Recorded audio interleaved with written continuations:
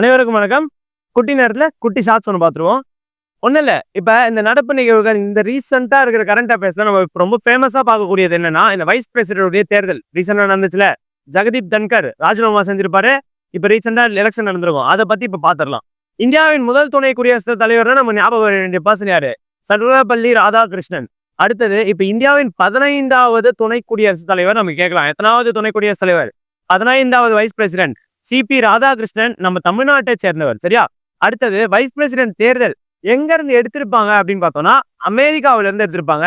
இப்ப இது பிரசன்டான vice president election எப்ப நடைபெற்றதுன்னு நம்ம கேட்கலாம். 9ஆம் தேதி 9ஆம் மாசம் 2025 அன்னைக்கு நடந்திருக்கும். சரியா?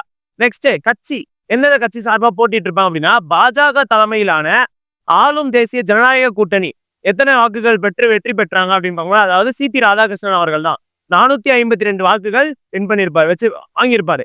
அடுத்தது எதிர்த்து போட்டியிட்டவர் யாருன்னு கேட்கலாம். இந்தி கூட்டணி வேட்பாளர் சுதர்சன ரெட்டி. அவர் எத்தனை வாக்குகள்லாம் 300 வாக்குகள் பெற்றிருப்பார். சரியா? நெக்ஸ்ட் இன்னும் நமக்கு அடிஷனலா என்ன கேட்கலாம் அப்படின்னு பார்த்தோம்னா, இந்த தேர்தலில் வாக்களிக்க உரிமையுடையவர்கள் யார் யாருன்னு கேட்கலாம்.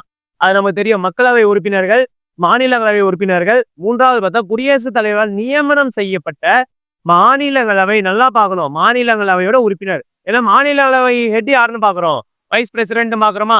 இப்ப யாரு வைஸ் பிரசிடென்ட்? அப்ப மாநிலங்களவை ஹெட்டா சிபி ராதாகிருஷ்ணன் அவர்கள் தான் இப்ப மாநிலங்களவையோட ஹெட்டா இருப்பாரு. அடுத்தது பாருங்க, வைஸ் பிரசிடென்ட் பற்றி கூறும் சட்டப்பிரிவு ஆர்டிகல் கேட்கறதா 63. நெக்ஸ்ட் வைஸ் பிரசிடென்ட் பதவிக்கான அந்த தேர்தலை பற்றி சொல்றது, அந்த பதவிக்கான தேர்தலை பற்றி கூற ஆர்டிகல் வந்து 66ல 1. நெக்ஸ்ட் தேர்தலில் பதிவான வாக்குகளின் எண்ணிக்கைன்னு கேட்டாங்கன்னா 98.2%. அதாவது டோட்டலா 767 வாக்குகள். அடுத்தது தேர்தலை நடத்திய தேர்தல் அதிகாரின்னு கேட்டாங்கன்னா பிசி மோடி. நெக்ஸ்ட் ஜெகதீப் தன்கர் ராஜினாமா செய்யப்பட்ட நாள்னா நம்ம 21 ஜூலை 2025. இது முக்கியம். யார்கிட்ட வந்து அவர் ராஜினாமா கொடுத்திருப்பாருன்னா பிரசிடென்ட் கொடுத்திருப்பாரு. ஓகேவா? சரி, தேங்க்யூ.